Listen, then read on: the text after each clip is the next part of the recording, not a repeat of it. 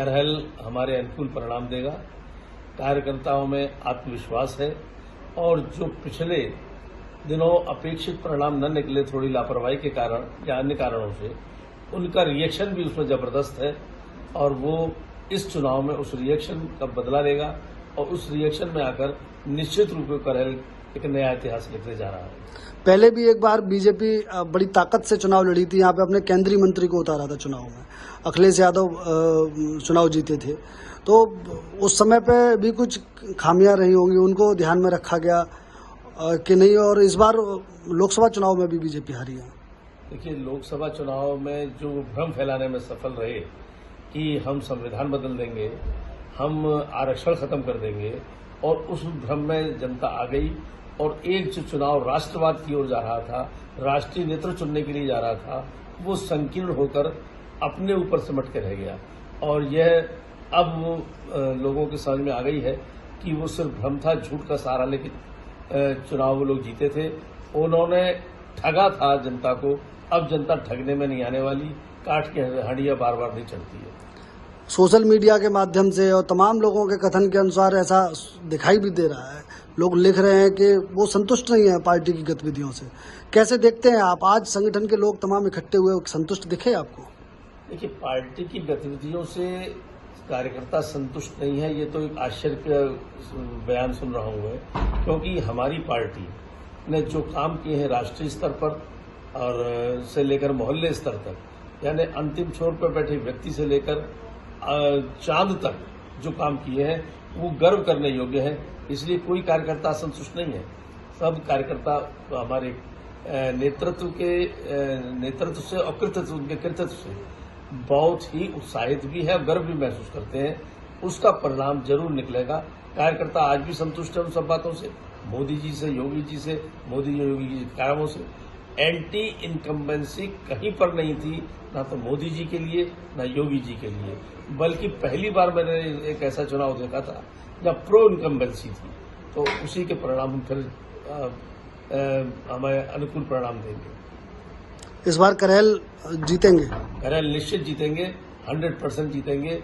और ये अखिलेश यादव के लिए करहल वाटरलू साबित होगा, क्योंकि यहाँ के यादव स्वयं ठगा सा महसूस कर रहे हैं कि जब कोई बारी आती है, ठीक है अखिलेश यादव लड़े, यहाँ के यादवों ने साथ दिया, डिम्पल यादव लड़ी, यादवों ने साथ दिया, लेकिन हमेशा उनके परिवार का ही लड़ेगा।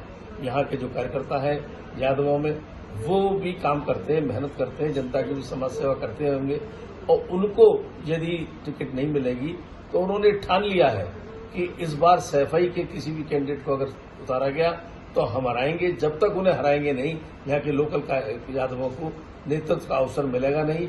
ये उनके मन में बात आ चुकी है। बीजेपी किस पर दाव लगा रही है इस बार? यहाँ बीजेपी एक किसी न किसी कार्यकर्ता को चुनाव लड़ाएगी, और बीजेपी कार्यकर्ताओं के लिए जिस पर कमल का निशान, वो उसका पहलवान। वो चेहरा नहीं देखते और जाति नहीं देखते, वो अपना प्रत्याशी देखते। भारतीय जनता पार्टी अभी जो लोकसभा के चुनाव में विपक्ष ने भ्रम फैलाया, झूठ बोला, वो झूठ का पर्दाफाश हो रहा है।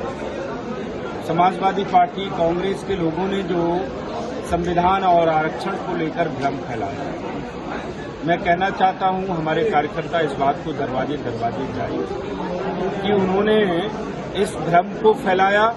और सही मायने में मैं ये कहना चाहता हूं, समाजवादी पार्टी पिछड़ों की सबसे विरोधी पार्टी है।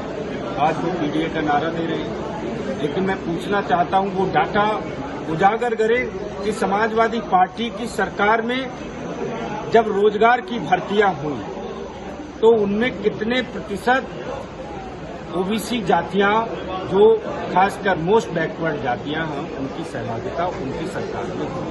अगर सही मायने में वो इस बात को उठाना चाहते हैं, इस बात को कह रहे हैं, तो उनको इस बात का आंकड़ा प्रस्तुत करना चाहिए। लेकिन मैं आपको उसकी सही बात बता रहा हूं, उन्होंने मोस्ट बैकवर्ड जातियों के अधिकारों पर, उनकी नौकरियों पर अपनी सरकारों में डाका डाला है, उनके हक को छीना है और भ्रष्टाचार के माध्यम से उसको भरा है।